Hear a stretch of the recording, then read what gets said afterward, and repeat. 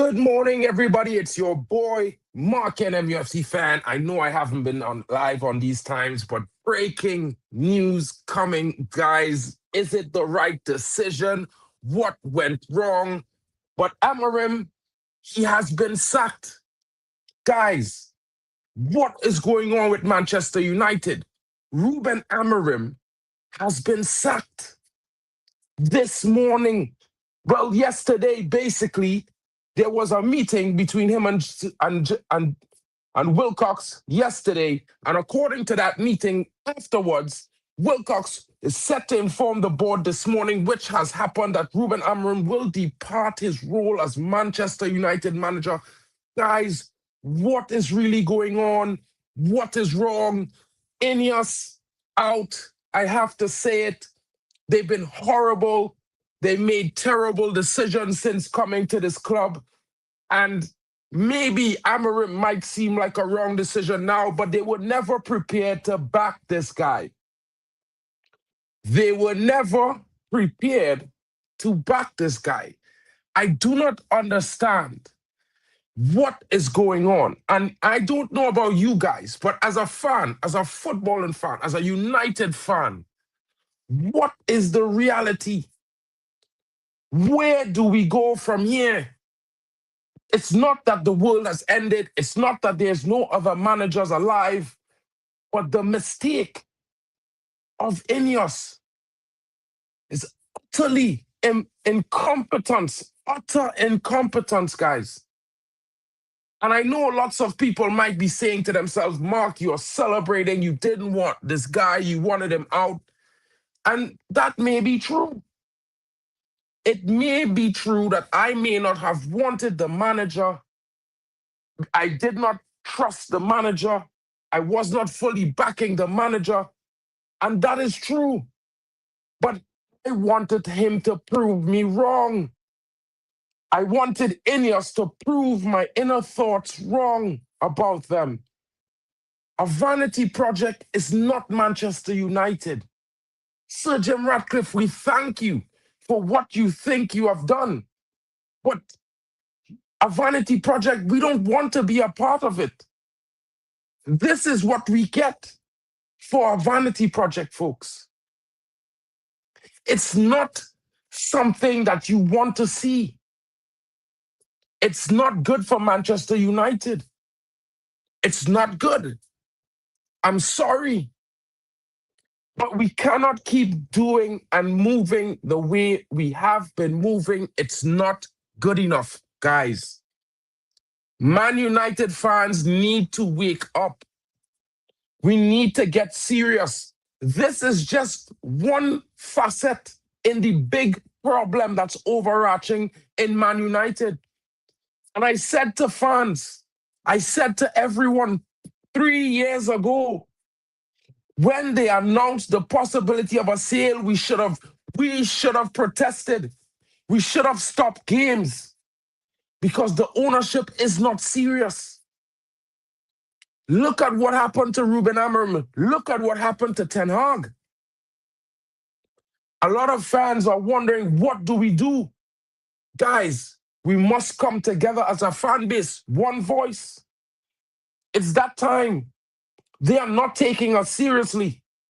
And of course, we can say that INEOS has been incompetent for all of their decisions, which is true. Very much true. But that doesn't change the fact that whether you like Amorim or I dislike Amorim doesn't mean he's a bad coach. I might say he's shit. You might say he's great. INEOS didn't give him the best possible chance that he needed specifically. They gave him a supply that we have given coaches for the last decade, guys. One big summer, sink or swim. Hopefully you get past the third season, then you might get another.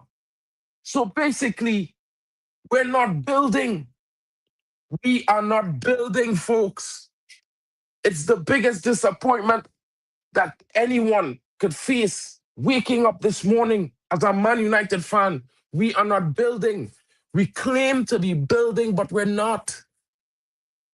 Why do they lie to us? Why does INEOS treat us like fools? Sacking Amorim might be a short-term gain, might make some people like me a little bit happy. Shout out to Hano in the building. Maybe we can say that, Hano, but at the same time, bro, like, this doesn't solve our problem. Our problem is bigger than just the manager. And while I didn't like the guy, he deserved to get certain signings to suit his specialty needs for his system. And he was not afforded that. And we could sit here with semantics and argue if he got backed in the summer based on how much they spent, the players that came in. But in reality, we know. Shout out to Abdullah in the building. And guys, I told everyone, when we sacked Ten Hag, go get Xavi. People laughed at me. They laughed. I said, get him till the season is done. He's proven what he can do at Barcelona. He will handle the big egos. We won't have to spend that much money. We could wait and see what happens. But again, shout out to Abdullah, shout out to Hano. This man played defenders in attack. I mean, bro, it drove me crazy yesterday. I was about to go mad. Like, you'd have no idea. A lot of people would say Man United squad is shit. I don't believe that. I believe they're a bunch of unmotivated guys mixed in with some very motivated players. And because some of the guys are not properly motivated, I think this is where we find that disconnect in chemistry and intensity going forward. I expected Amorim to bring a culture of competition. People said Ten Hag was not doing good enough. It's not sustainable. Well, it was more sustainable than what we went through the last 10 months, folks. What Ten Hag has done, even in his worst season, is better than this guy's tenure at Manchester United. And again, I'm proven that I'm right. I don't know what the reckless delegates and KG is going to say, but I told these brothers, I told them. So we went through a year of nonsense for nothing. We should have just backed Ten Hag. And people would say, oh, you love Ten Hag. No, I love winning. I want to lift every trophy I play in. Small cup, medium cup, big cup. I don't care what cup. If we are there, win that shit. Yeah? But my squad is good enough, I would say, for top 6. Hano is saying top 4. I say top 6. But we have to keep winning. Liverpool lost 7 in a row, and they are above Man United by 3 points or 2 points. This is the reason why he was sacked. And I want to let you all know, Wilcox is the betrayer. The guy that whispered the danger in Ratcliffe's ear, sacked Ten Hag. Wilcox. Jason Wilcox whispered, sack Dan Ashworth. I can do better. Has he? Yeah. Has he done better? He's done worse, and argue. We spent 300 million for nothing again for a second summer in a row. Folks, what is going on? This is not Man United anymore. What are we doing here? The reason why Amorim called out, no, bro, I'm giving you the information. Let's not do this, bro. All Mainu and Rashford fanboys will be having a top boss parade today. And this is what we didn't want. You see, guys, I may not like the manager, but I'm an honest guy. I tell you all, he can prove me wrong. I'll put my hands up. There's some shit that you have to do. You cannot depend on someone's word every single time. You've seen it with 7 managers before you. They all believed in the board. Whichever board, they believed in them. You came. They gave you the sweet nothings. You must have other plans. I'm from the third world. Guys don't understand. We can't depend on our bosses or our owners. We have to take matters into our own hands. else we will never find success, or we'll be lucky to. You know what I mean? And I said to you guys, while I may have wanted this guy sacked, I'm not happy, because this proves me right on the overarching problem at Man United. This board, the ownership, Sir Jim Ratcliffe in particular, breeds losing. When it comes to sporting ventures, they are losers. They have a track record of continuous loss, not success, not somewhat success, failure. So what would they bring to Man United but failure? We can go and crash it on the board. We can crash it on the owners. What vision were they showing us? Ray Carl is right. What was the vision? They told us we would win the league in 2030. By 2028, we'd be competing for the league. And they sacked the manager that was kind of doing something. Then they brought this guy with some promise. They said, we're going to back him. They said, we're going to do whatever it takes. He is our guy. And now they've sacked him. He's barely been here a year and a month. What are we doing? It's time for INEOS to go. I don't know what else to say to you guys. I beg you, listen to my small voice. Man United fans, we need to come together. We need to get this ownership sorted, settled, sealed, and dealed. And it needs to be done this season. Else we are going to be in for the long haul. And we've been there. The only luck we can have is to find a manager that might possibly be able to do it despite the ownership's inability and ineptitude. I mean, it might be ugly for a time, but it will get better. We have to understand. They are not going to put the bread up front. They are not going to spend $1 billion on a new squad. We have to get realistic. We have to get creative. We should have just dealt with building up to a better squad and better performances, because that is what they want. They may not say that, but they want results. They can see top 4 and they can see what we are doing, and they didn't have the patience.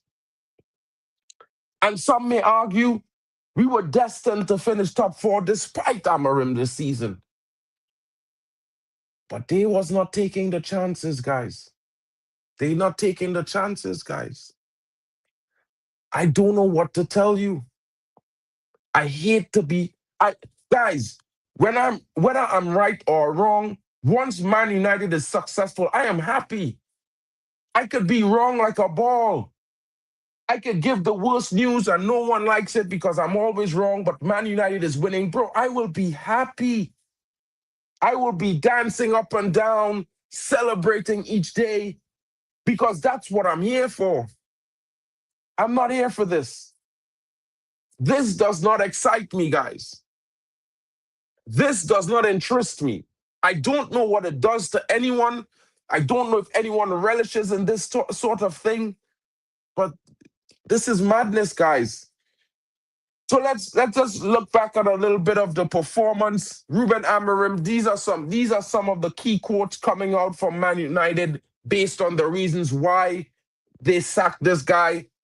As they appointed him amid a rebuild expectations, he struggled with squad balance and consistency, poor away form, tactical system failed to settle, the dressing room had no confidence. Reportedly, declining results failed to match INEOS targets. INEOS decision, short-term pain chosen over a long-term gamble. The club prioritizes control, stability, and reset. Was this the right decision? Yes or no, guys? Get in the chat. Let me know what your thoughts are, because this is long. This is long. And Hano is saying, haven't kept a clean sheet in 15 away games. Well, bro, the list gets longer. He has not won 3 back-to-back games, and but one time in his tenure as Man United coach in the Premier League, and that happened this season, a year after he started. So it's been a long time. Yes, the manager had his fault, but what the fuck in the middle of a season again? Broski, this is the middle of the season for the first time. I mean, we just crossed 18 game weeks. This guy was hired at the beginning, not the bright start, but he had 29 of 38 games last season. And I keep telling you guys, 29 of 38 is basically the whole season. You had a blank canvas to salvage. And I think this is what I'm saying to people. Man United coach has to have a certain thing in his head. You can want to do things your way, and you must. The club must sign players that suit your system. I believe in this. I don't believe in signing 5 players for the manager and 10 players for the club. 10 players for the manager, 5 players for the club. That's the ratio for me. Because the manager has to win. He has to take responsibility. He has to get the job done. So he needs the tools that he needs. And we cannot keep not supplying a proper payload. You cannot do this. It's like you're starting a project, and before you're finished, you start another one. Man United suffers with ADD or ADHD. I don't know which one, but I'm sure it's one of those symptoms that the ownership is suffering with, because they can't finish a project. They can't finish. Bro, I told you. Like, I saw it. I saw it last night in that game yesterday. I was like, he's sacking himself today. You cannot do that. Like, just the fact that he did what he did instead of starting Zirkzee. And guys, I kept saying to you guys, the squad is very disgruntled. Everyone laughed. No one listened to me. I keep telling you, the squad is not looking like a happy team. And if you have a squad that's in a good mind state, they perform. These guys look frustrated, stressed, and they looked like they were not enjoying their football.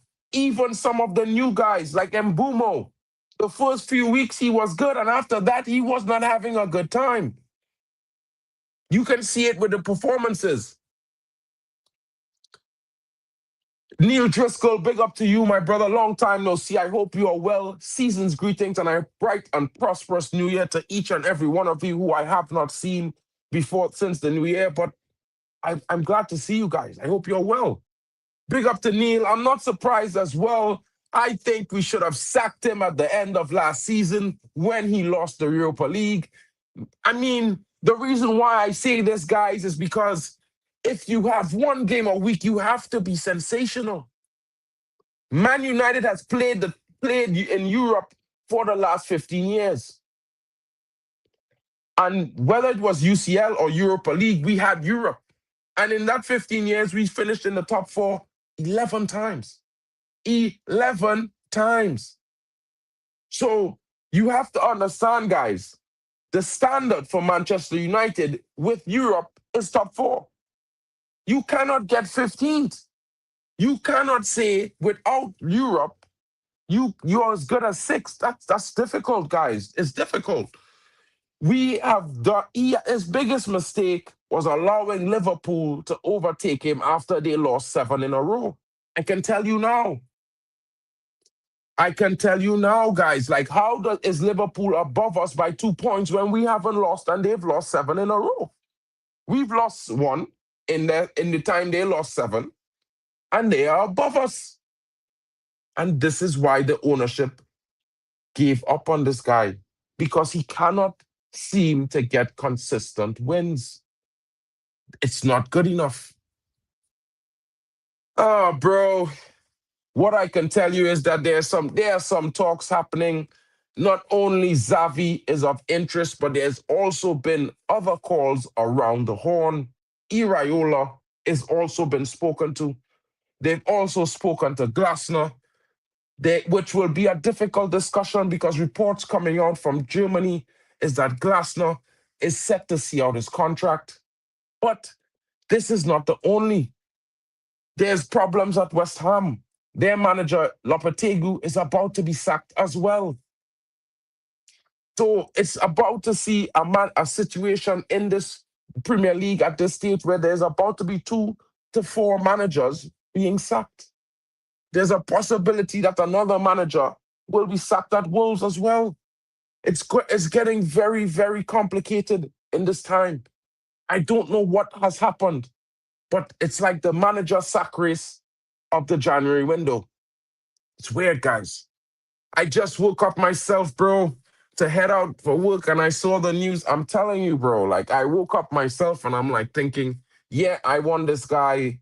I don't know if he's going to prove me right, but I still always thought that the ownership had to do more. They had to get him more, at least 2 more players, but at the same time, I did say he should try to get some tune out of something.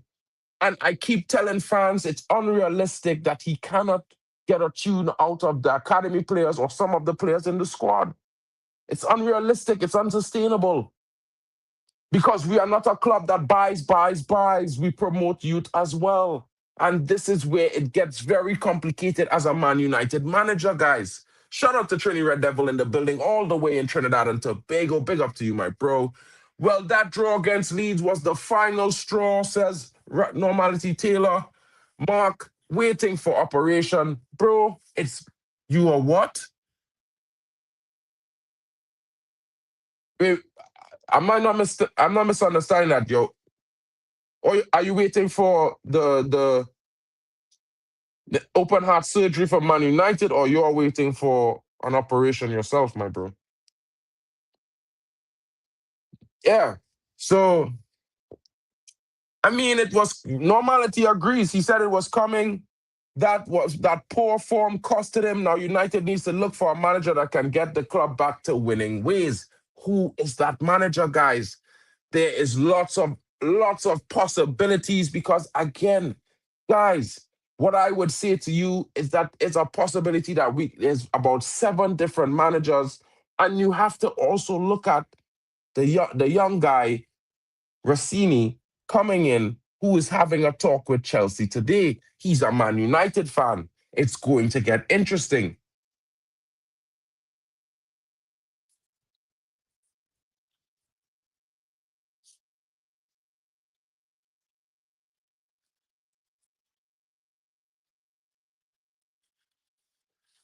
And guys, what I can say is that it's not a good time. It's not a fun time. And to be fair, I would say to you all, it gives us a wide variety of thoughts to think about because INEOS promised a lot, but they delivered nothing.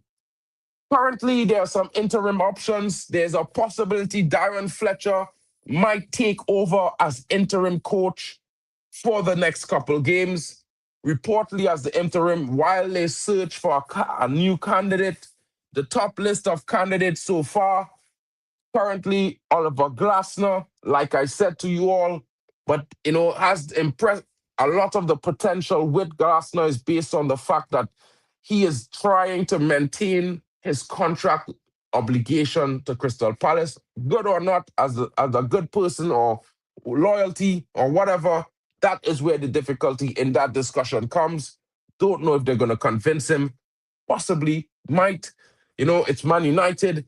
Andoni Iraola, he has been tipped for the United job, and I can tell you we have been scouting him for a long time as well. Marco Silva of Fulham, an interesting candidate that is possible. We will be speaking to him. We was thinking about Mauricio Pochettino, but he has declined in his current capacity while he's taking America to their hosted World Cup 2026. They have some reports that have linked us to Unai Emery, guys, but I say to you guys, it's not that realistic. Seeing that Man United has been avoiding the Emery situation for a long time. And it's because of the way he manages. He is not interested in that, that structure decides who the players I get thing. He is more of a manager, coach. He wants to be more dictating with the players he signed, so it's not a fit. There are some reports of wild cards, and I would like you guys to listen to this because the Brighton coach, Fabian Hertzler, has been spoken to by Man United in recent weeks. Maybe it was just a conversation, but it gets interesting. Xavi, former Barcelona Spanish legend, he also led Barcelona to the league title in his maiden season as their manager. There has been reports that we have spoke to Xavi in case of this very same emergency. And I would say to you guys, he is probably the leading candidate as he would come in with an interim mindset. And then after the season is finished, maybe discuss options of moving or progressing together further. So it gets very interesting. The odds of pretty much, I would say, Xavi. You know what I mean? There are some other interesting wildcard options.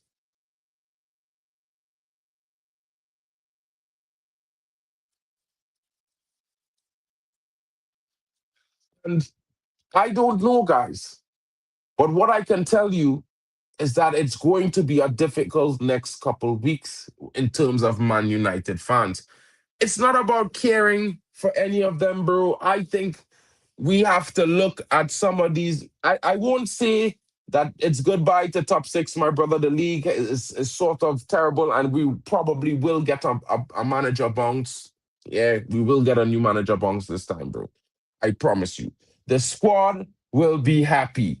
And you won't like to see it.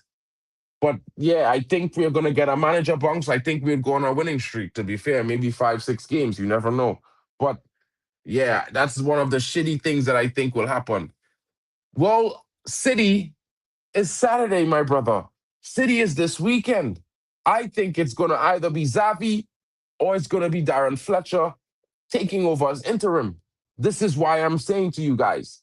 And whether that's the right choice, whether it's the right choice or not, guys, it makes things rather difficult because if you look at the Austrian coach in Glasner, I think this is a summer signing. He is probably going to want to wait until the season has ended, and then move to Man United. He is the favorite 51-year-old Austrian coach. If you don't know, he's won the Europa League with Frankfurt in 2022, Crystal Palace's first FA Cup and Community Shield in 2025. So you know what type of guy he is. He can win. He favors the 3-4-2-1 or 3-4-3 formation. You've seen it. It's very well structured and has proven success. He has proven success in Europe and in the Premier League domestic cups. So he can win. He's done something. His style is a bit more pragmatic than visionary, potentially limited in attacking fluidity. The transfer and squad building relationships will matter. His success came with structured squads built around specific systems, still relatively new in England and may need time to fully adapt to a big club setting. He could deliver an immediate structure and defensive organization, appealing if United prioritize stability and gradual improvement under a coach with pedigree in cup competitions across Europe. It gets interesting, guys, because I'm just giving you an overview on what each coach would possibly provide. Unai Emery, we know he's a European specialist, a veteran manager with success in the Europa League, multiple titles with Sevilla, and experience in the top leagues. His tactical style is detail-oriented, tactical planner. He adapts formations to opponents, often uses possession and organized press. Strengths, strong European competition record with experience with big egos, good at analyzing and exploiting opposition weaknesses. Mixed Premier League record, Arsenal era had highs and lows, could be seen as a more conservative tactical pick. This is where it goes with Unai Emery, a safe, experience-driven option who could deliver results, especially in Europe, ideal if United want to prioritize continental success.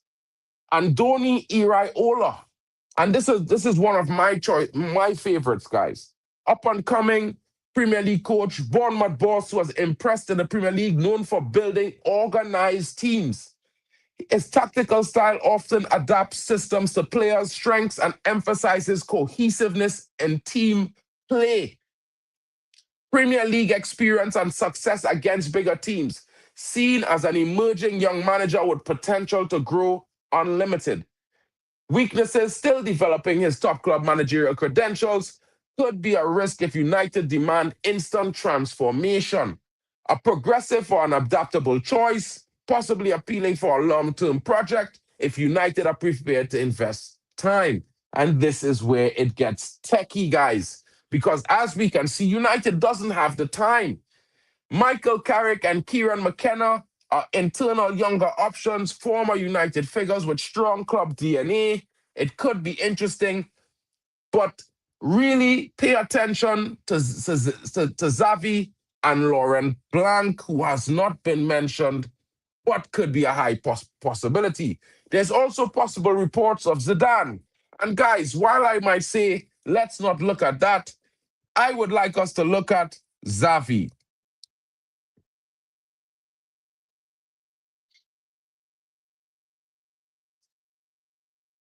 And why I think Xavi would be a good fit. Yeah, good fit for Inter at Man United. Because, guys, I don't think we should rush into getting a manager right this very second. It would be amazing. It would be great. Of course, INEOS out 100%. And, guys, I would say to you guys, lots of clubs in the next week, it could be 4 or 5 Premier League clubs looking for new managers. Glasner plays a back three. Have you seen it? Have you seen how better structured his team is? How much more competent his team is dealing with set pieces and corners? I don't know, bro.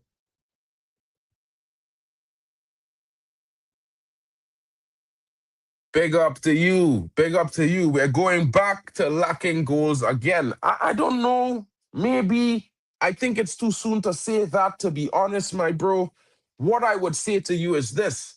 Looking at the options that we have that are going to Xavi system, who knows? He coached Barcelona to a Premier League win, to a La Liga win, bro, in his first season as a manager. So he might have lacked goals. But guess what? Yeah, Xavi gave Barcelona Pedri, Gavi, Baldi, and Lamine Yamal. I don't know about you guys, yeah, but I think he's going to improve our youth. Guys like Menu and whoever else we have there, he's going to get them to play good football. He's a Spanish manager. His structure, his way of thinking, is quality on the ball, good ability, technical savvy. I think that we need to give maybe a chance to Xavi as an interim, because I don't think we should be signing a manager just now. He won the La Liga in his maiden season of Barcelona 22-23 and the Spanish Cup. And I can tell you guys, while he was sacked the following season, I mean, he was sacked after finishing second, I believe, if I'm not mistaken. You know what I mean? The elite tactical intelligence from this guy, positional play specialist, strong understanding of spacing, midfield control, build up structures. What is we lacking? Midfield. Our midfield is lacking. This guy will improve it. He will improve our midfield and the way we build up. Ball retention, he will improve. Reduce chaotic transition. He will give the midfielders clear positional roles, guys. Listen to me, and I understand we are hurting, but we have to move forward, guys. The guy has been sacked. It's done. I mean, I would agree with you, but Wilcox, Barada, Radcliffe, they need to go. But won't United are fucked under Fletcher and another non-qualified? Yes, man. It might be interesting. Bro, listen to me. Yeah, It's not that I want to play youth. I am a patient guy. I said to you guys before, yeah, we cannot expect to compete for the league until we rebuild this team. We have to rebuild the team first. Bro, Xavi, I might say that, but Amorim had 0 Premier League experience. And worst off, Amorim has never won in Europe. But Xavi has a better record in Europe. He's done better in the league over the period of time becoming in his maiden. I mean, he did it at Barca, but I mean at the same time. I think we need a Spanish manager. I think that stylistic will suit Man United better. I mean, you guys might, I think it's a matter of patience, guys. Like, I'm saying bring Xavi, let him improve what we have, yeah? Let him find some gems and improve them, get us stable this season. Even if we finish 6th, who cares? If we don't get UCL and it's Europa League next season, as long as we find some stability. Because last season, when they wrote off the season, this is what Amorim should have been doing. He should have been finding young talent to supplement the squad in the emergency that they do not buy all the players he wanted. This is how it works in life. You cannot depend and blame everyone for your failures, guys. And while we can talk about the perfection and the club has failed to buy him all the players he needs, there's a bloody academy. If they didn't buy it for you, find it in there. This academy is one of the best academies in the whole of Europe. It's better than the academy that Sporting has. It's better, worlds better than Sporting, guys. You cannot tell me he cannot find something to work, something better than Drogu to play in the 10. You cannot tell me no. And if you're saying no, I think you're just a little bit, confused. Because you can never put an attacker who is young on the pitch in defense. So why put a defender who is young on the pitch in attack? Makes no sense. He has no qualities of an attacker. I mean, some of these guys will go. Of course, Sesko is not performing at the highest underperformances. Bruno is injured. Mount is injured. Casemiro is Casemiro. He's old. Dalot, well, I mean, other than a squad player, what else? Luke Shaw needs to go. But of course, my bro. But of course, yeah. But we need to take a time out. We need to separate, two things. Are we going to rebuild this squad to compete? Or do we want to compete for top 4 right now? Because unless you want to compete right now, then you cannot tell me you want to get beautiful football. You want to get results. And if you want to get results, let's get Xavi. Because at the end of the day, he's going to do both. He's going to get results. He's going to improve the team. But I can say to you guys, I don't mind finishing 6th. If I know that the team actually gets improved, stabilized, we find some players in the youth that we don't have in the senior squad right now that we're lacking, because obviously Man United is not spending. So you cannot wish for something you can't have. You have to find an alternative. This is not a perfect world. It doesn't work like that. Yeah. And if you want to depend on the fact that the club didn't buy you Believer, and you can't find a Basaru and Koto in the academy who's of the same mold, then, bro, it's long. You're telling me you're going to wait 6 months for players to come in for the next 4 years before you can even compete? That's long. Whereas I've seen Man City do it, Liverpool do it, and Pep has been doing it since his second season at Man City. He plays youth multiple times, and they get better. They get better. Of course, they make mistakes. They are youth. They are going to fail. They are going to make bad decisions. They might cost us goals. But somewhere along the line, the youth, they gain the experience. The intensity levels rise. And now they start displaying the quality that we know they have. Patience is a virtue. Not everyone has it. Some people want to win right now, and that's fine. But we are not in that position. Man United is not in a position to spend £1 billion on a manager in 18 months and rebuild a whole squad with brand new players. They're not. They're not trying to do that. This is why they've spent so much money on the academy. So you can find some talent there. This is what they expected all the time. This manager came in, Ruben Amorim, with the biggest, and what I can tell you, they said that he's a manager who works well with youth. How much youth has he brought through? Not much. He says he needs to protect them rather than use the written off season to get them game time and experience minutes. We already had secured ourselves from relegation with about, I think it was 11 games left or 9, and he could have played youth in major minutes. Whether it was a shit season or not, they would have gotten Premier League minutes at the level, and this season they would be more ready to at least contribute something. It's a long road in development, guys. No one's expecting them to save us.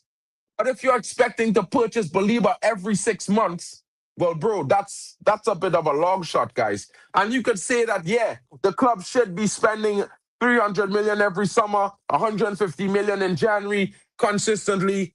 But, bro, they have not done it ever. They're never going to do that shit. I'm sorry.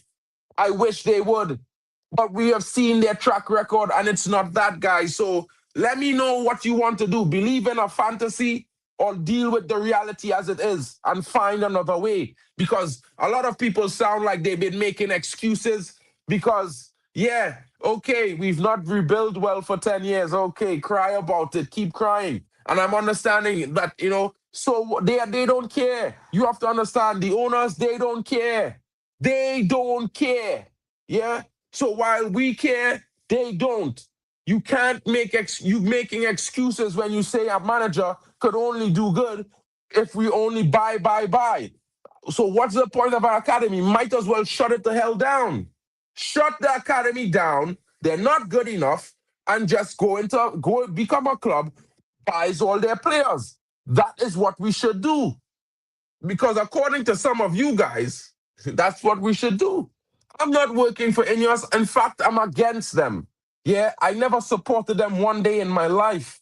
But what I can tell you is I have never had a golden spoon in my mouth like this manager. Yeah. And like most of you have the golden spoon mentality. You need to be spoon-fed everything. You cannot expect someone to give you every single thing you want and need, bro. You can't. It's unrealistic. I think INEOS should get out of the club. But the biggest problem is when a manager comes and he believes their lies after he's seen what they've done.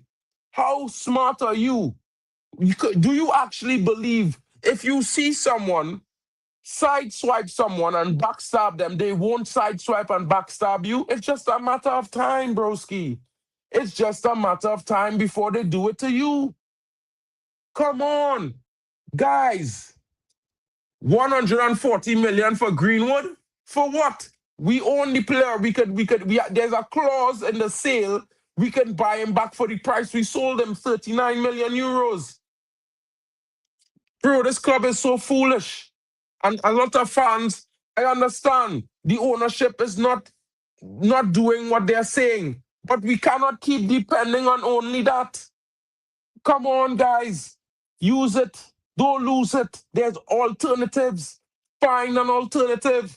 This is what it's called. This is what true willpower has come from. If you can't find an alternative, then what are you doing? If the guys don't keep pulling out a checkbook, where are you getting players from? Think about it, guys. You have to take risks. This is football. This is not primary school. You understand? It's not about the safe way. Yeah, it's about the way that works, however it works. And guys, don't get me wrong. I'm not saying the youths go and come in and be amazing. Some of them will come and look shit. But again, if we lacking players to do what the manager needs in the current senior team, most of them brothers can't change. They've been set the way they are. So the obvious thing is to mold some young talent into the players you want. And while you're molding them, when they get to a transfer window, you purchase better. And in between doing that, the squad will end up becoming full of players who could either start or back up one another. Actually, I think we are. Because you see this Ruben Amorim sack thing, it's been around for about a month and a half right now. And around the same time, there are reports that Jason Wilcox has been to Marseille twice. Why has he gone to Marseille? Okay, do your research. I did my research on why Xavi was sacked, bro. I mean, he still finished second in the La Liga that season. You know what I mean? I don't know about you, but yeah, I would still say he's proven he could do things in the league that he's coaching, not from the league that he came from before. He's proven he could coach in that league, bro. Big Sam or Ange Postecoglou. I never want to see that guy in the Prem again, bro. I'm sorry, bro. I never want to see Ange Postecoglou again. I'd be real with you guys. You know what I mean? Bro, the guy was sacked at the beginning of the 2024-25 season. After the 23-24 season at the end, he was sacked. That's when they brought in the current manager from Germany. You know what I mean? So, and he finished second that season, if I'm not mistaken. Barcelona was second in the league that season, 23-24, La Liga season.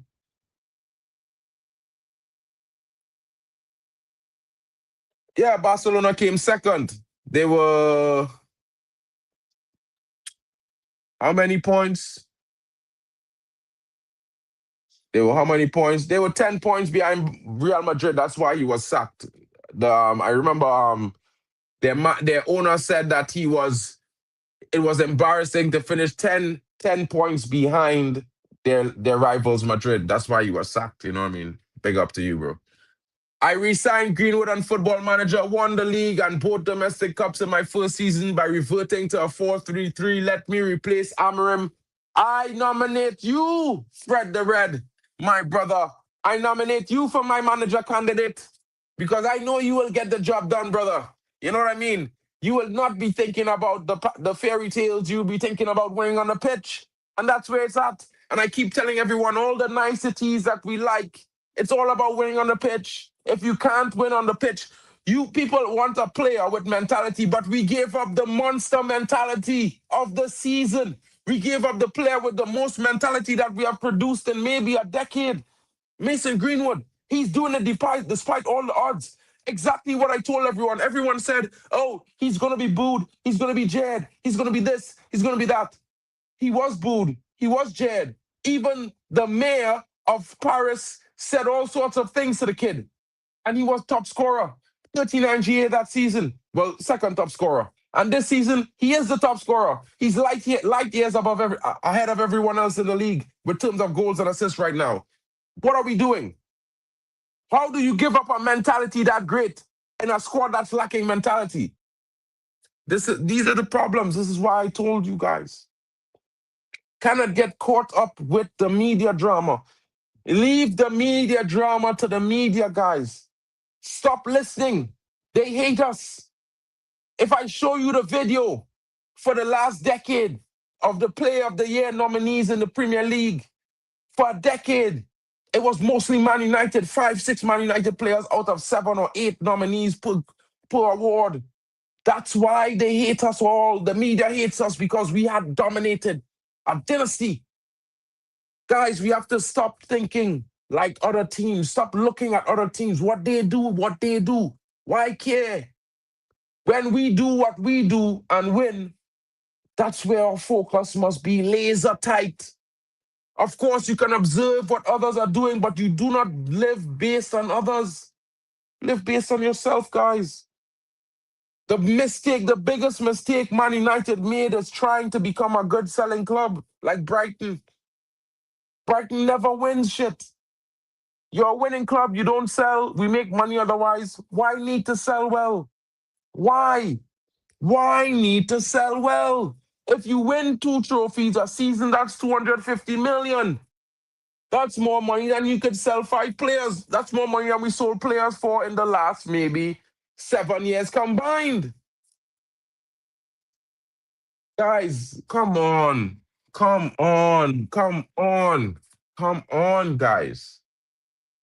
You guys, we are making United do madness because we wanted this Brighton concept. Most of the fans were begging for this Brighton concept. Let's do it like Brighton, who wins nothing. Let's do it like Brighton, guys. Let's do it like Brighton. You know what I mean? No, guys, let's do Man United things. We don't need to sell well. We make money otherwise. Who cares? Why should we do everything the best? We should just do ourselves. People, we need to be us. We need to be who we are, who Manchester United is. Of course, there could be some improvement. There must be some improvements. But we need to remain doing those things. All this set of change and additions, we must do like Brighton, sell well. We must do like this club and do this and do that. It's chaos. It's chaos. No, we are watching other clubs because we are getting hyped. Hyped, I tell you, hyped. Because all of a sudden, yeah, this club does this, everyone wants to join in. Why? You're doing what you're doing. Focus on that. Do you watch your neighbor's house and say you wish your house was like his? No, bro. I don't do that shit. You know what I mean? I'm just saying, guys, we want a new squad, but we have to be realistic on how Man United is gonna do that. If we know we're gonna sign 3 to 5 players every summer, a new squad will take us 4 or 5 summers. Realistic. So in between that time, what do we do? What do we do? Nothing? We can't not do anything, guys. In between that time, we have to use players from the academy however we can. And if they don't make it, ship them out, sink or swim. Why bulk and hoard academy players if they're not going to be able to make it to the first team? Bro, football waits for no one. Time waits for no man or woman. And I applaud you guys, but yeah, it's not going to wait for us to have 5 summers before everyone else do their things. Yeah? And in the time you're waiting, without doing anything, just using the players in the senior team, nothing is changing. So you must add another variable, your academy. What is the point of having it if you're not using it? Madness. It's foolish. Yeah? I'm not projecting anything. I'm speaking the facts. Listen, why spend millions on an academy when you're not even, if you're not developing talent good enough for the squad, shut the academy down. It makes no sense. You're wasting money. What is this, a free show? No, bro. Brother, I think a lot of people think we're just doing this for fun. Nah. The academy is there because that's an alternative to provide talent to the first team. We have to use that. If you don't play them, whether or not we are a stable team or not, they are never going to improve. And if you only want players who can improve in only the nicest, most stable situations, then maybe they're not good enough to be at Man United, because we need players who are going to rise above it despite the turmoil. We need players who are going to come and improve because they want to be the best in the world in their position. That's the kind of players we need. So if they cannot hack it during a tough period, if they cannot hack it when we're down, why should they hack it when we're up? Poof. It's called sifting the sands, guys. Getting rid of the average and keeping only the elite. And elite ballers will survive because their mentality, their physicality, their qualities will improve constantly because that's their drive. So this is how you do it. It's just not about getting a medal for participation. It's a meritocracy. Only the best. Only the best. Yo, I don't understand. Exactly, Ricky Red. I told everyone, you cannot draw 8 games. Just remember, Liverpool lost 6 games in a row when we only lost 1, and they are above us in the table, and we all played 20 games. How is that possible? Hopefully, it's not Fletcher, bro. I'm actually hoping for Xavi. You know what I mean? Because I think we need something. We need some kind of fire. And what I do know about Spanish coaches is they have that fire in them, that fire inside. Yeah. They're big on intelligence, on how you play, using it, playing for the team. This team need to be coached about selflessness. All the attackers in this team too selfish, except Sesko, because he's passed more than the wingers. If you go and check, he have more passes into the box to attacking players than the actual wingers. It's wild. He don't have the goals, but you know he's doing something right. Brian Mbeumo, the likes of Matthias Cunha, selfish players. They need to be taught to play selflessly. That it's a team. The team first, yourself later when you're on the pitch. Slot won the league last season, my brother. You cannot compare Slot to this guy. He's finished 15th. That's his best. Slot, whether or not it's his squad or not, he took the squad to first. He lifted a trophy. This guy took the squad to 15th. 35 points added 20 minus 28 to the already 6 points we was below top 4. He added 28 to that. So we didn't finish the season 6 points off top 4. No, we finished the season 34 points off top 4, bro. Come on, use this, bro. This guy, yeah, he might be a good manager, but he did not showcase that at Man United. What he showcased was failure. Yeah, pure failure.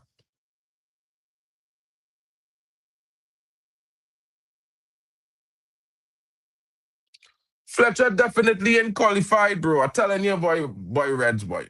Marky, I telling you, bro. Some of these guys, we can't keep these guys, bro. We can't. I don't even believe in the board. This is the problem. You guys think I believe in the board because I didn't like this manager. I just didn't like the guy because he's a shit manager. Because he's shown a lackluster self at Man United. He did not impress or improve anyone at Man United in his tenure, and he finished 15th. This is why I don't like the guy. I don't like the board at all because their way they deal things is how losers deal with things. They have no success ever as a sporting entity. So that's why I don't rate the board. I've never backed them. Just hear me out. I have never backed them. Yeah. And even though they wrote off the season last season, I said to you guys, even I told him the fact that they had to write off the season for this guy shows that he also was incompetent in his managerial situation last season. Incompetent.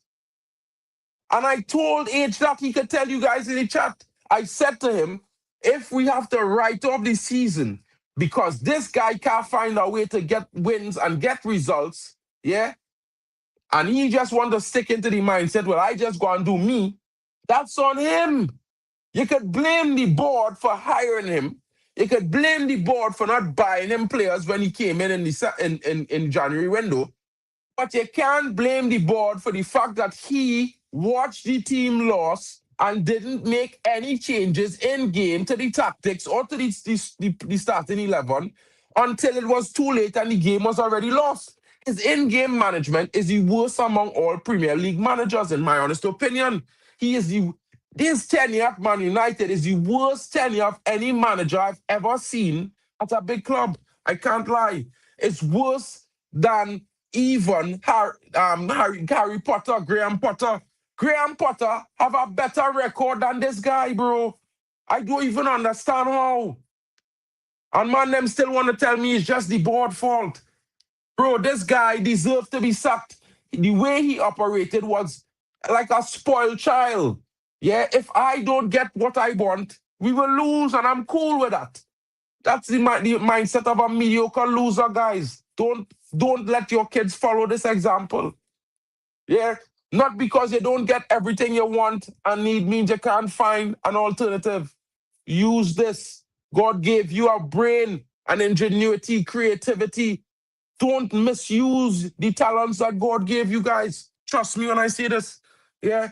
The man got sacked because his managerial skills was poor, not just because of the board. The board was always going to hide their incompetence by sacking him. It was always going to happen. So you cannot expect less. This guy, bro, if you look at performances, even being sixth in this current league, where the whole league underperforming, you still want to argue that this guy not underperforming. Bro, we out of the Carabao Cup already, bro. It has been 15 years before we get knocked out on the first game of our Carabao Cup, bro. You mad? No one has under-improved more than this guy. The board is sure shit, but this guy has not shown anything that says, back me. He has not. Besides that formation, he cannot win games consistently. He has never won more than 3 games in a row, but one time in a year. What kind of manager deserves to be backed doing that shit? Tell me that's not the board fault. Bro, he dissed the board. The first week of pressers, he dissed the squad. This guy don't know how to get anyone on his side but the fans. Because guess what? He too volatile. I told you all, yeah, that this guy, yeah, he does not speak, he does not use his head. He speaks with too much emotion. He doesn't know how to lead. I told you guys that. We never shop in January, so why make January an issue now? Men them focusing on we don't buy in January. We have never bought in January, but once or twice in 20 years. Why should that be a reason why he's failing? It's not. It was never a reason why other managers failed. It was never. Brother, sometimes you gotta stop making excuses. Why we wait 20 games in? Because the guys they realize the best time to sack a manager is during our transfer window, bro. Not before it, not after it, during it. Yeah? Because then they could bring in players for the new manager one time if he was to need 1 or 2. Yeah? But the biggest problem, guys, is that Amorim has delivered nothing. He has shown us nothing but a formation of three. He has shown us nothing but a formation, guys. Let's be honest. The league is shit this season. Man, I don't even understand. Liverpool lost 6 games in a row in the Premier League and they're still above Man United. How is he improving Man United, bro? If Liverpool lost 6 games in a row, we supposed to be at least 15 points above Liverpool, bro. Use your head. That is what consistent improvement and progress looks like. Not Liverpool lost 6 games in a row. We only lose 3, but they are above us.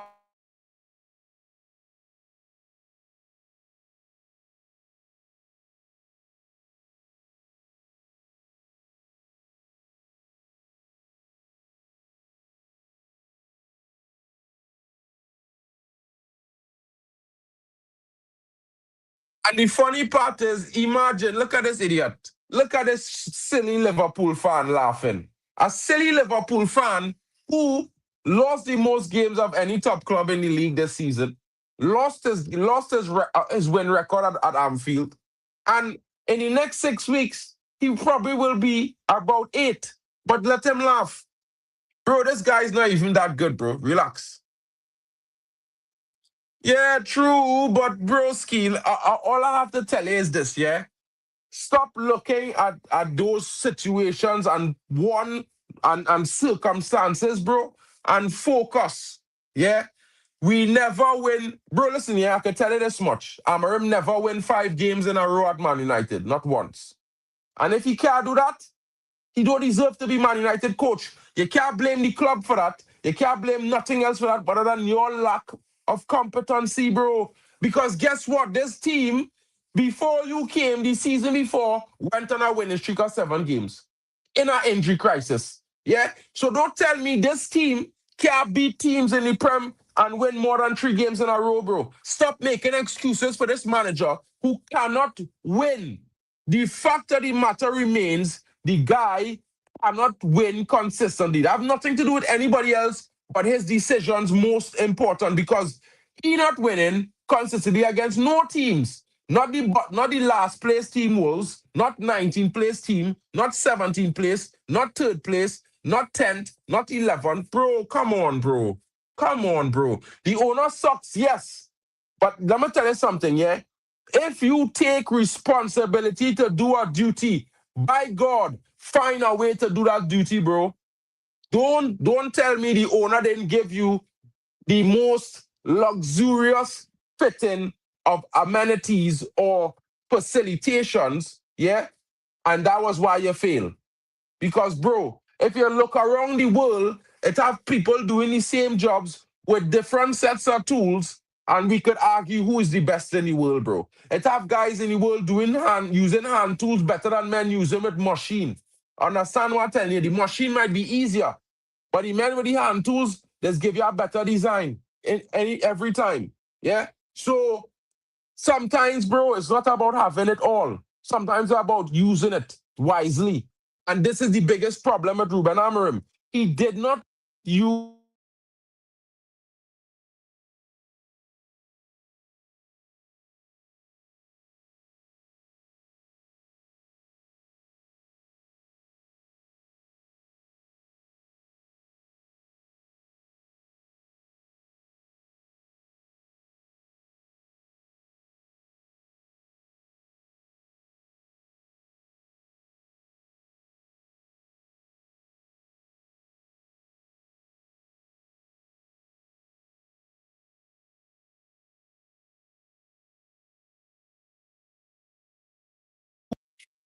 guys. I don't know if you guys could hear me. That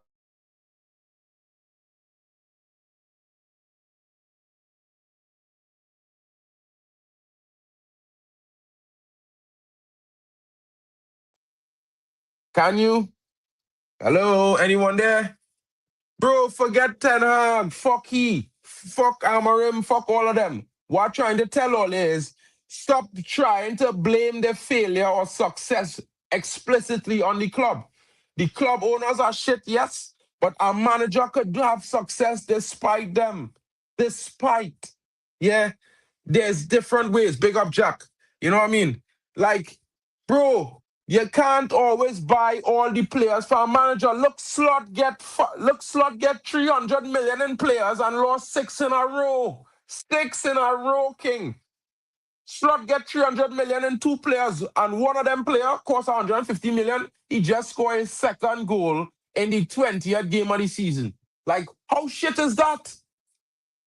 Yeah, bro. Successful managers are not only successful because the club spends well on their players. No. Successful managers develop players. They use every facet to their advantage. Every facet they use to their advantage. So a lot of fans who think Ten Hag was shit, bro, Ten Hag worst season at Man United, better than whatever the hell we saw from this guy. Yeah? By light years. By light years. You understand what I'm saying to you? So if you want to talk about shit manager, yeah, based on reality, this is the worst manager in Man United history you're watching here on the screen, King.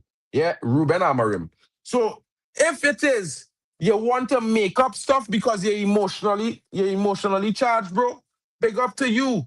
Ray Carl, what are you doing, brother? You are going to buy my channel. Big up. You are going to buy my channel, bro. You are going to buy my channel. Bro, thank you. Biggest supporter I have, my brother, Ray Carl. He said, bro, here's the real reason why you were sacked. He was promised players in January. They lied. He flipped, cussed them out. They sacked him plain and simple. And no manager won't find success because the board will sack them. Ray, Bray, listen, yeah, bro. I hear it. And I will be honest with you guys. I don't believe in the board. I haven't believed in this board since 2020. You understand? And a lot of you might not. I want to tell you all something, a secret, yeah? You know, when I realized United board needs to be sacked, when they take a little 18-year-old youth man and they throw him out in the street and they abuse him along with a lot of crazy, frenzied people who was looking for a target to vent the anger on him. That is when I realized this board, they tapped. Something is wrong with them mentally. Yeah? They don't have no respect for family and community. They don't have that. Yeah? So who could back a board that partner with a guy that has run away from paying taxes so his community where he grew up, Failsworth, would be improved because he pays taxes and is a billionaire from Failsworth? You want to trust that guy to be a good guy? Nah, guys, come on. You can't trust the board. You can't trust INEOS and Sir Jim Rockets. They could never do that. They could smile nice in your face and make you promises, but you're supposed to watch them like snakes. Because that's what they are, vermin. They are slithering. You've seen it in Harry Potter, guys. Come on, let's not play games. This is the world we live in. It's dog eat dog. And the guys there, them is the dog that eat dogs. You know what I'm saying? They eat their own kind because they don't have any qualms, guys. Don't trust the ownership. Don't trust INEOS, especially not Sir Jim Ratcliffe and Wilcox, because, brother, let me tell you something. If all they don't know, they fired Dan Ashworth after they make we wait 6 months and pay 10 million just because he tell them, hey, it was a bad idea to spend 300 million on a guy and sack him in 3 weeks. Everybody acting like the signed players for Ten Hag at the beginning of June. At the first start of the transfer window, bro. Ten Hag 5 signings last summer come in August. The last signing was here in the 5th week of the season. We was already playing 4 games when he just got signed Ugarte. And man them feel they did anything. They don't do shit right. It's so incompetent, the board and ownership, right?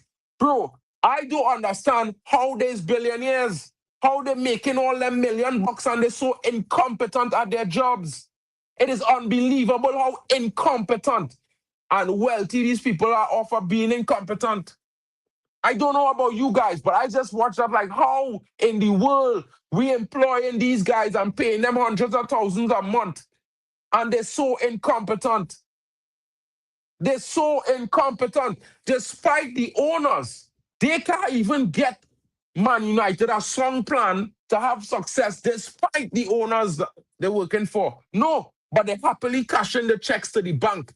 But here we're going. Everybody want to blame the ownership, bro. You had to blame everybody, bro. Down to the man working in the office, who is our accountant, who watching all this shit happen and not doing anything about it. Yeah, he don't love Man United, bro. And he don't love his job. He love the money.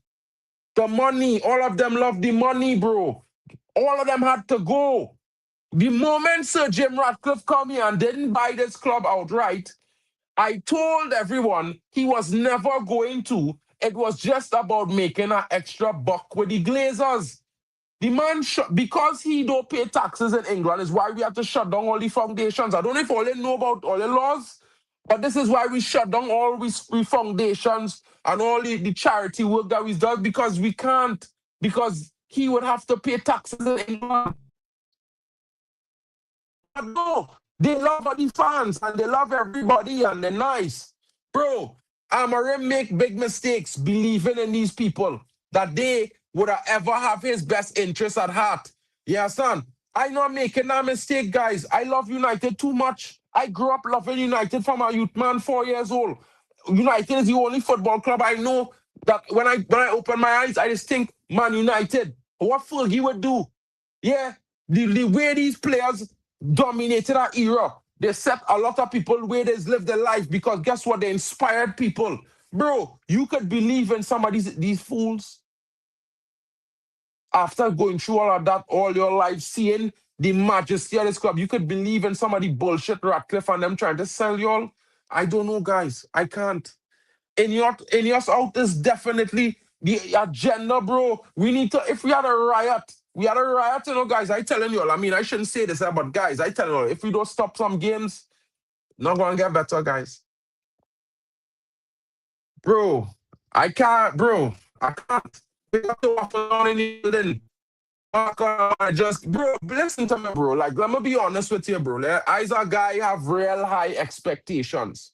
I want you to understand. I want everybody to understand. I have high expectations for myself, for everything around me. And of course, like, there will be times when I have to lower my expectations. But when I look at Manchester United, one of the biggest football clubs on the planet called Earth, one of the wealthiest football clubs on the face of this planet called Earth, my expectations will remain in the sky. I will look up to my expectations every bloody morning, guys. I promise you. Yeah? And if you're not looking up to your expectations in this club like I am, then we expect mediocrity, guys. I promise you. And if this manager can come in here and win 3 games in his first, win 3 games back to back, no time, are you mad? Against not even clubs in the bottom 10, he can't even win a game. The man lost more than six league doubles last season. That never happened in my lifetime, people. I want you to understand. So how do you back a guy that does this shit? It's not like he lost 7-0, or he lost 8-0, or he lost 9-1, or 5-0, or 5-1. He ain't lose that, you know. Brother, every club in the bottom 10 beat we twice last season, King. This man won 7 games. 7 games out of 29. How do you back that shit? So you gonna blame that on the board? You gonna blame that on the squad? A squad that beat Man City minus 5 of the players, who's some of the best players in the team right now.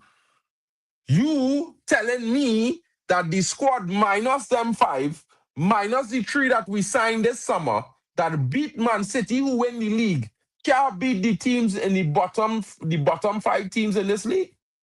Bro, you mad, boy. All them men mad, boy. And I don't know, boy. That madness, bro. That is insanity. That is insanity, bro. This manager come here on a free pass and he didn't use it well. And I keep trying to tell people, when I was telling people last season, he need to play the youth last season and forget the league. It done. Whether we finish 15th or 12th, it didn't fucking matter. Play the youth, get them prepared for next season. So if they don't buy you everything you want in the summer, you have a backup plan. But everybody laugh at Marken now, because guess what? Marken talking shit.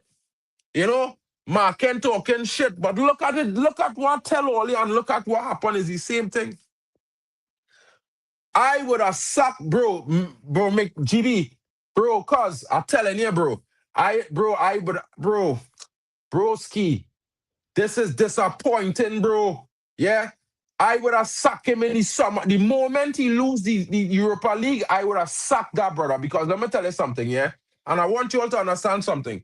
There is no leader who will lead anyone to greatness that speaks cowardly or with uncertainty. There's none. I've never seen a leader speak with uncertainty that led anyone to greatness. Ruben Amorim can't be the only guy in the world to be uncertain and unsure about every single thing, including what team and how the team will perform when you select the team. But you guys telling me he go and bring trophies, back that.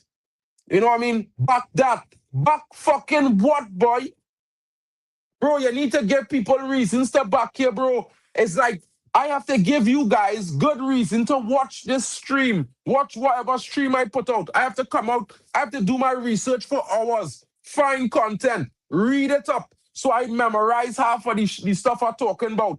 So I could come and give you all a very proper account, articulable account of the situation. And then I have to make it entertaining. I'm not always funny. I'm not always happy. You know what I mean? Sometimes I'm mad. Sometimes I going crazy off of the results and shit. I can't even talk. You know? But I still have to do my best, guys. Because you guys not going to accept anything less than my best. Yeah? My brethren and them in the group chat, They just make sure and have me in line. If I make a misstatement on a player's age, the value of his money, don't lie, Marken. Yeah? What is the difference with Ruben Amorim, bro? What is the difference with this guy?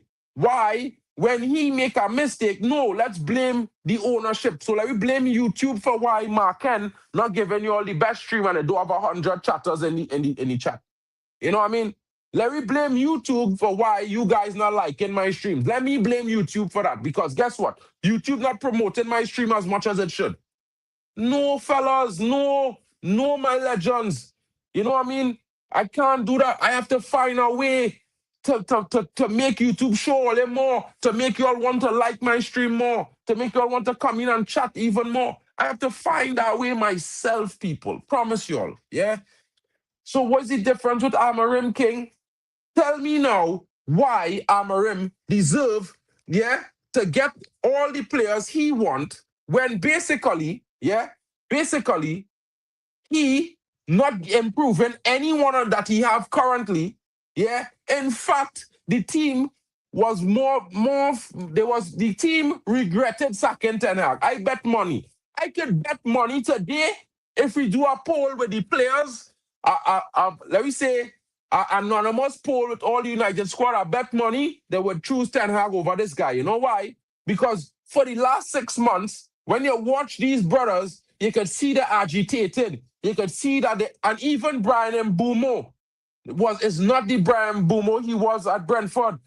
His personality get more darkish. It's like it's like he don't know if to say he's stressed. He try not to show people he's frustrated because he's not enjoying it. He had a good time the first couple of weeks, but then it started changing. You guys need to pay more attention to the body language of these players, guys.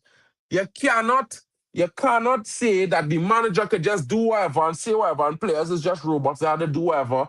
Yes, master. No. It's a symbiosis, guys. A manager must get the best of the players. He must manage them well, because happy people are the hardest workers. The people who's work the hardest are people who love doing their job. Yeah? And if these footballers not in love with playing for Man United because of this manager, then you have to get rid of this guy. I am sorry. I am sorry, guys, that this has happened, because this is not good. No one should be relishing this moment because it's a shit show.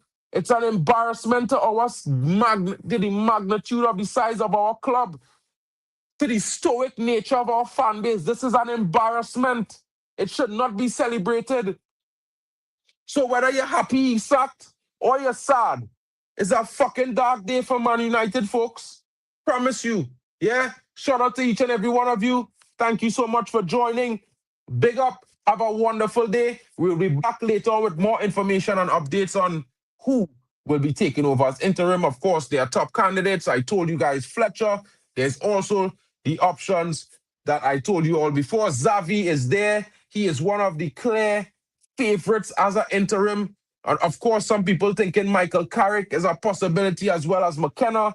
But I think Xavi will be the top of the interim charts, and hopefully so, because I think we need a Spanish stylistic manager to get camaraderie and teamwork back into this team. And that's my vibes. Big up to each and every one of you. Have your wonderful day, and I will see you again later. Of course, AFCON is coming up as well, so check me out live for that if you like AFCON, guys. Big up. And yo, yeah, it's not a fun time, guys.